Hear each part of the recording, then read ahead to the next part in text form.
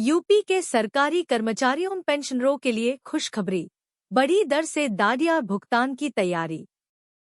केंद्रीय कर्मचारियों के महंगाई भत्ते में 4% वृद्धि की घोषणा के बाद यूपी सरकार भी अपने लाखों कर्मचारियों को बड़ी दर से महंगाई भत्ते के भुगतान का आदेश जल्द जारी करने की तैयारी में है। The increase UP government employees salary, केंद्रीय कर्मचारियों के महंगाई भत्ते में 4% वृद्धि की घोषणा के बाद यूपी में योगी आदित्यनाथ सरकार भी अपने लाखों कर्मचारियों को बड़ी दर से महंगाई भत्ते के भुगतान का आदेश जल्द जारी करने की तैयारी में है। सोमवार को इससे संबंधित फाइल तैयार की जाएगी। मुख्यमंत्री योगी आदित्यनाथ की स्वीकृति मिलने के बाद मार्च माह का वेतन जिसका भुगतान अप्रैल में होगा, उसके साथ बड़े डीए के नगद भुगतान का आदेश जारी किए जाने का अनुमान है। कर्मचारियों को इस वृद्धि का लाभ जनवरी 2024 से मिलेगा।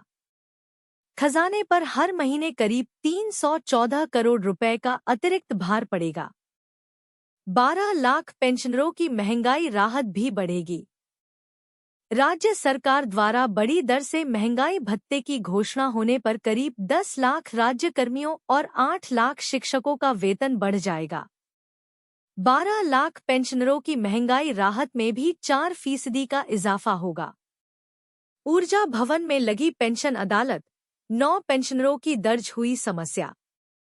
प्रदेश सरकार के निर्देश पर शनिवार को पीवीवीएनएल की प्रबंध निदेशक ईशा दुहन के निर्देशन में डिस्कॉम मुख्यालय ऊर्जा भवन में प्रथम त्रैमासिक पेंशन अदालत। प्रदेश सरकार के निर्देश पर शनिवार को पीवीवीएनएल की प्रबंध निदेशक ईशा दुहन के निर्देशन में डिस्कॉम मुख्यालय ऊर्जा भवन में प्रथम त्रैमासिक पेंशन अदालत लगी। इसमें पश्चिमांचल के विभिन्न जिलों से पेंशनरों ने अपनी समस्याएं दर्ज कराईं। पीवीवीएनएल अफसरों ने पेंशनरों की समस्याओं का सुना और समाधान के निर्देश दिए। शनिवार को पश्चिमांचल डिस्कॉम की प्रथम पेंशन अदालत का शुभारंभ निदेशक कार्मिक एवं प्रबंधन एसके पुरवार, निदेशक वाणिज्य संजय जैन, निदेशक तकनीकी एनके मिश्र ने किया। निदेशक कार्मिक एवं प्रबंधन एसके पुरवार ने कहा कि सेवानिवृत्त होने वाले कार्मिकों की पेंशन, अनंतिम पेंशन एवं अन्य सेवानिवृत्तिक देयों का भुगतान उनकी सेवानिवृत्ति तिथि पर किया जाना सुनिश्चित करें। कहा कि पेंशन, पारिवारिक पेंशन से संबंधित समस्याओं का समाधान प्राथमिकता पर किया जाना सुनिश्चित करें। पेंशन अदालत में विद्युत मजदूर पंचायत के प्रांतीय उपमंत्री दिलमणि थपलियाल ने बिजली कर्मियों की पेंशन व अन्य समस्याओं को उठाया। प्रज्ञा देवी की फैमिली पेंशन का मुद्दा उठाया और कहा कि कोर्ट के आदेश का बाद प्रज्ञा देवी की फैमिली पेंशन के मसले का समाधान करें। निदेशक पीवीवीएनएल ने अधीनस्थों को सख्त निर्देश देते हुए प्रकरण के निस्तारण को कहा। इसके अलावा पेंशनरों को मेडिकल क्लेम का पिछले 1.5 साल से भुगतान नहीं होने के मामले भी निदेशक ने आश्वासन दिया और संबंधित अधिकारियों को पेंशनरों की समस्या प्राथमिकता पर निस्तारित करने को कहा। इसके अलावा सेवानिवृत्त होने वाले कर्मचारियों के सरकारी आवास का सिविल से नो ड्यूज प्रमाण पत्र मिलने में आने वाली दिक्कतों को उठाया। पेंशन अदालत में सेवानिवृत्त कर्मचारियों के पेंशन से संबंधित 9 आवेदन जनपद मेरठ, सहारनपुर, गाजियाबाद, शामली, बागपत, बुलंदशहर एवं मुरादाबाद से मिले। पेंशन अदालत में जिनके शीघ्र निस्तारण के निर्देश संबंधित अधिकारियों को दिए। अटेवा ने पुरानी पेंशन को लेकर फिर भरी हुंकार। अटेवा क्यारा ने रविवार को डीएवी इंटर कॉलेज में ब्लॉक स्तरीय सम्मेलन का आयोजन किया। जिला संयोजक अटेवा डॉ मुनीश कुमार गंगवार ने कहा कि अटेवा ने पुरानी बरेली अटेवा क्यारा ने रविवार को डीएवी इंटर कॉलेज में ब्लॉक स्तरीय सम्मेलन का आयोजन किया। जिला संयोजक अटेवा डॉ मुनीश कुमार गंगवार ने कहा कि अटेवा ने पुरानी पेंशन का आंदोलन तेज किया है। भूप सिंह ने कहा कि अटेवा के चलते आज राजनीतिक दल पुरानी पेंशन की चर्चा कर रहे हैं। हम लोगों के आंदोलन को और गति देनी है। जब तक पुरानी पेंशन लागू नहीं होगी, तब तक आंदोलन चलता रहेगा। हरियाणा न्यूज। बिना गलती विधवा की रोकी फैमिली पेंशन, एचसी ने हरियाणा सरकार को लगाई फटकार, ठोका 1 लाख का जुर्माना। हरियाणा न्यूज। हरियाणा सरकार को हाईकोर्ट ने फटकार लगाई है। बिना गलती विधवा की फैमिली पेंशन रोकने पर हाईकोर्ट ने सरकार पर 1 लाख रुपए का जुर्माना लगाया है।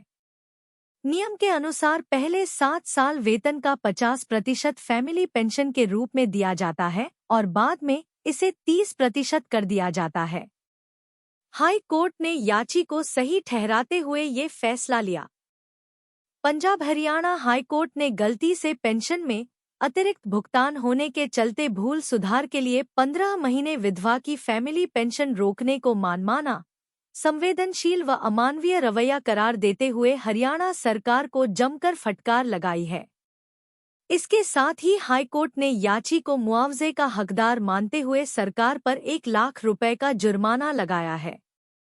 याचिकाकर्ता ने लगाए आरोप। याचिका दाखिल करते हुए भिवानी निवासी सर्वेश देवी ने बताया था कि उसका पति लीडिंग फायरमैन पद पर कार्य करता था।